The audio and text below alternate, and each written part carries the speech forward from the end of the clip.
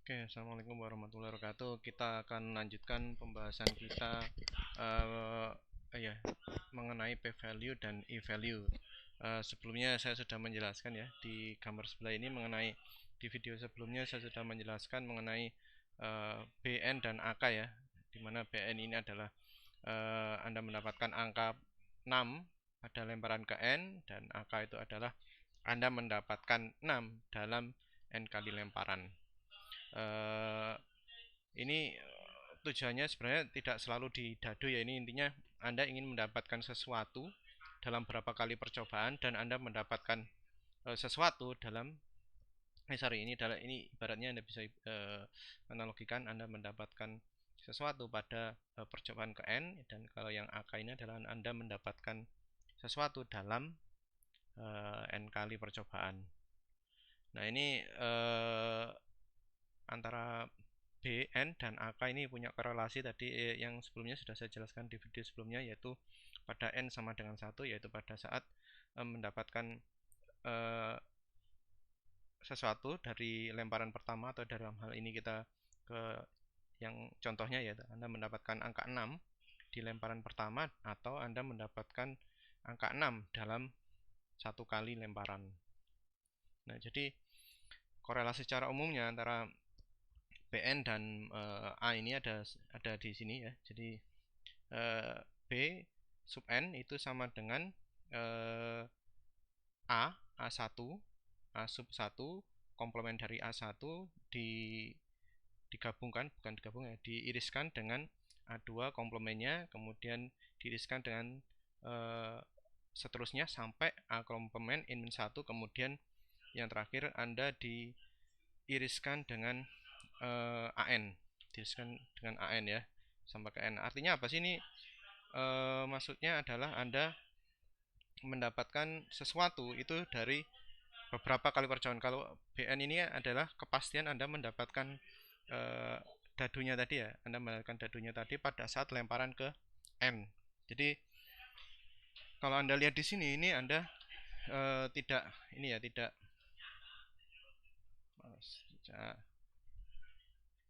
nah, ini di sini itu Anda mendapatkan berapa kali percobaan ya. Ini mendapatkan berapa kali percobaan baru kalau BN itu Anda langsung mendapatkan percobaannya di lemparan ke N. Tapi di sini ada korelasinya, yaitu di A1C itu maksudnya adalah pada saat pada saat lemparan ke berapa ya, lemparan ke berapapun sebelum ke N itu ada kegagalan ya. Jadi kalau umpama yang ini A1 komplement, artinya dalam satu kali percobaan Anda tidak bisa mendapatkan angka 6. Makanya ada komplemennya selainnya kan berarti. Kemudian A2 komplement, artinya Anda dua kali melakukan percobaan Anda tidak mendapatkan sesuatu. Kemudian A3 komplement, Anda melakukan percobaan lemparan 3 kali Anda tidak dapatkan sesuatu. Dan ini Anda lakukan terus sampai Anda mendapatkan sesuatu itu. Jadi sampai ke A ke N. Jadi A ke N ini artinya Anda mendapatkan sesuatu tersebut pada saat N. Jadi dalam 7 kali lemparan ternyata Anda mendapatkan B7. Nah, itu komplemennya di situ ya. Maaf, korelasinya di situ. Jadi BN ini sebenarnya adalah perpotongan semua percobaan. Jadi percobaan pertama gagal, percobaan kedua gagal, percobaan ketiga gagal, seterusnya sampai percobaan KN berhasil. Jadi kan menjadi BN. Nah, ini intinya di situ.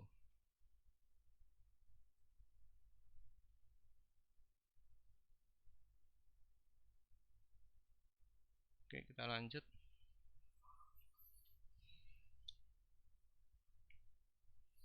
Nah, ini dari pengulangan ini kalau kita lihat secara secara general ya.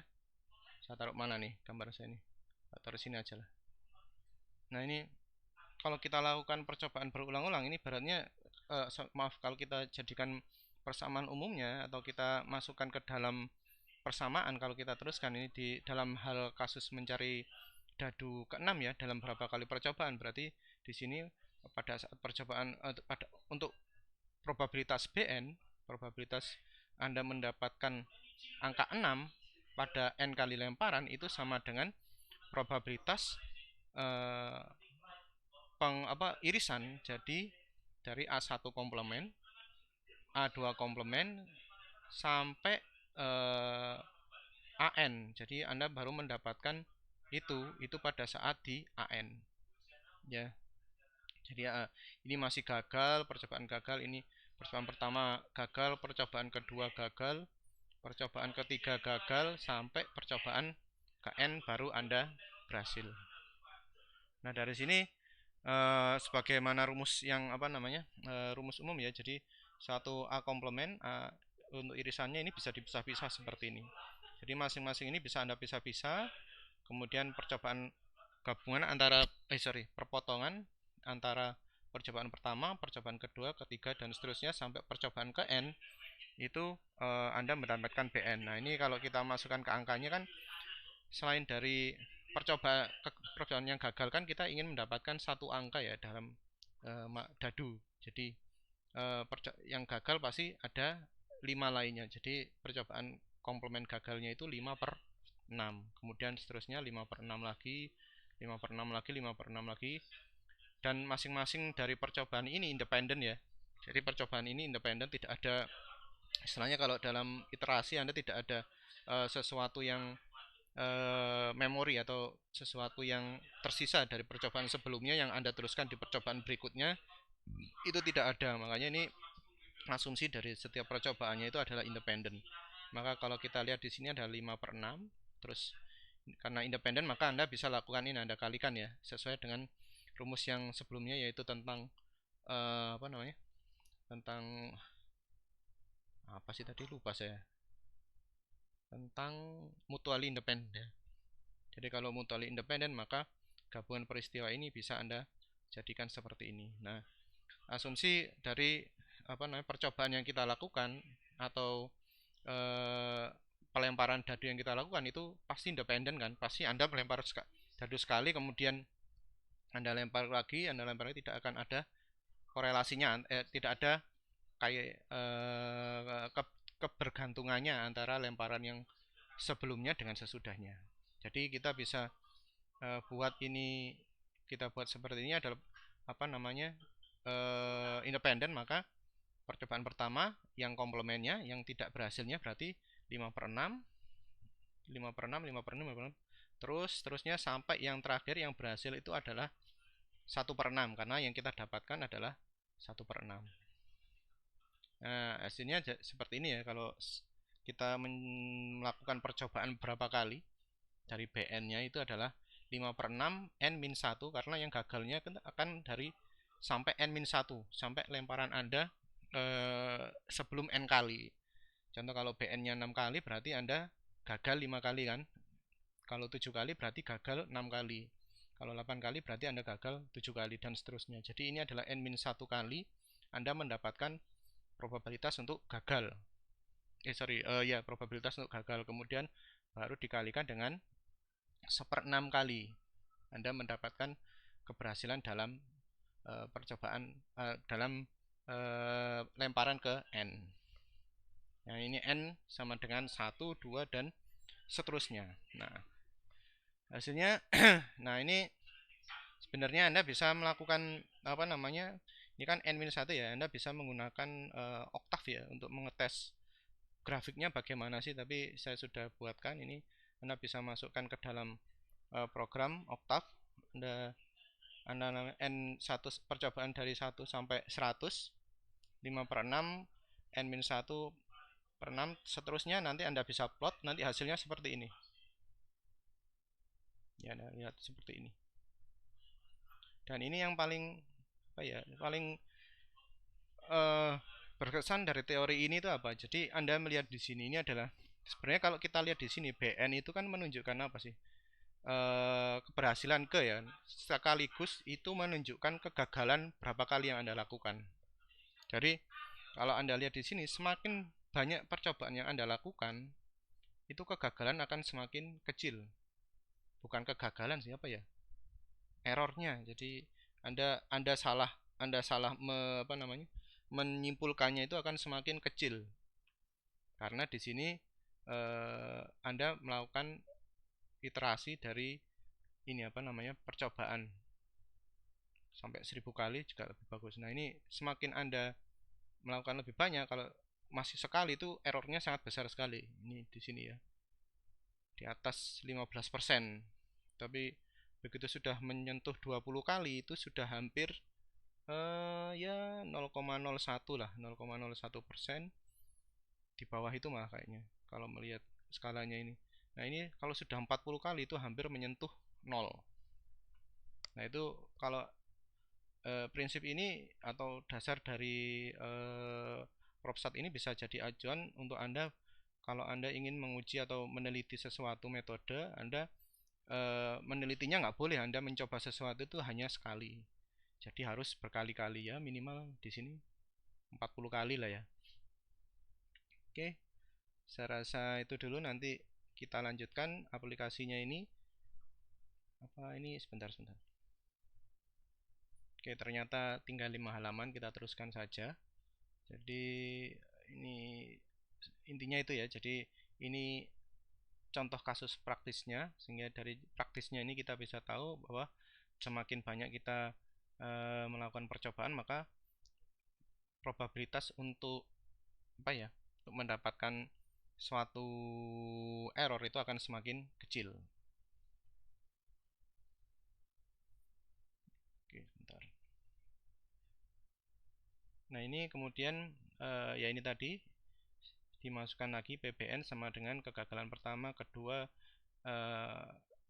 kegagalan sampai N-1, kemudian baru keberhasilan pada saat N. Nah, kalau kita buat bentuk umumnya ya, ini misal kita punya kejadian apapun yang mempunyai P lebih besar sama dengan 0 atau P value-nya lebih besar sama dengan 0 atau probabilitasnya itu untuk berhasil itu lebih dari 0, maka kalau kita melakukan percobaan terus-menerus itu kita bisa mendapatkan probabilitas untuk berhasil itu adalah sebesar probabilitas kegagalan itu adalah 1 min P dalam sekali percobaan. Jadi yang menjadi highlight ini kalau AN ini kan keberhasilan ya, nilainya P, tapi sebenarnya korelasi antara grafik ini itu adalah korelasi pada errornya. Jadi kita fokus errornya, jadi AN ini bisa kita keluarkan karena pasti apa namanya sudah jelas ya nilainya ya, P sendiri itu kan sudah diketahui. Yang menjadi yang variabelnya bergerak terhadap nilai N yang kita gunakan itu adalah pada bagian ini, pada bagian 1 min P atau errornya ini. Jadi kita bisa sebut B ini sebagai error, BN ini kita sebut sebagai error E, di mana A itu tidak terjadi. Sehingga kalau kita potong B1, B2, B3 sampai ke N itu, ini adalah perpotongan dari N-1, N sama dengan 1 sampai tak terhingga untuk BN. Nah, ini dipotong-potong sampai terus-terusan, ini akan menjadi errornya, probabilitas error. Dan dari hasil gambar, maaf saya geser dulu gambarnya. Dari gambar MATLAB ini kita hasil Octave ini kita bisa tahu bahwa semakin banyak,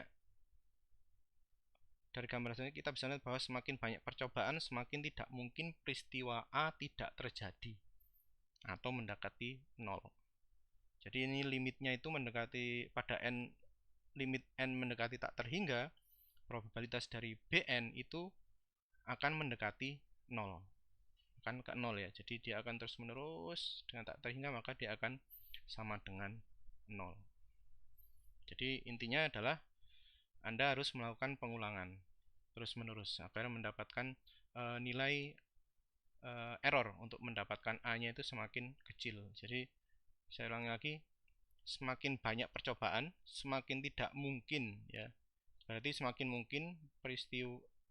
tidak mungkin peristiwa A tidak terjadi. Berarti semakin mungkin peristiwa A terjadi atau mendekati 1. Kalau ini tidak mungkin peristiwa A tidak terjadi, itu mendekati 0. Jadi semakin mungkin peristiwa A terjadi. Oke,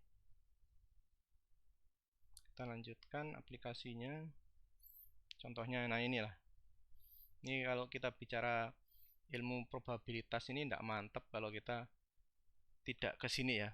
Kita bicara mengenai toggle. Nah, ini Kenapa bandar togel itu mau jadi bandar togel itu kenapa ya? Karena probabilitas untuk mendapatkan untungnya itu besar sekali ya. Ini Anda bisa lihat di sini.